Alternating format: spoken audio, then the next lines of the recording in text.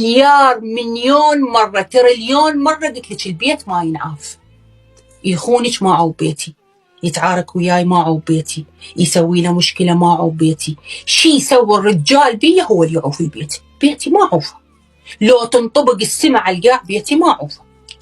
تقدرين تعاقبينه وتاخذين ثارك وانت قاعدة ببيتك وجهالك داير مدارج، وبالعكس موقفك يقوى وتكبرين بعين نظر عيالك وتكبرين بنظرهم، لأنه أنت تبتيلهم أنه أنت ما تستحقين بينهم، وكلهم ذيك الساعة يصيرون وياك، ومن يشوف الكل يصير وياك حتى هو يحس بقيمتك ويقول شن هالمرة هاي، شن هالمرة هاي القوية اللي عندي، والبس واكشخ واتحمر واصبغ وبنص البيت واقول وشاقة ويا عمتي وشاقة ويا عمي، حتى لو طب لي الحمام ارقع راسي بالحايط وابكي انا وربي ما خلى حد يشوف دمعتي، وبيني وبين العالم ادوس على قلبي ب100 شوز وابين انه اني اي دونت كير. وحق هاي نعمة الله.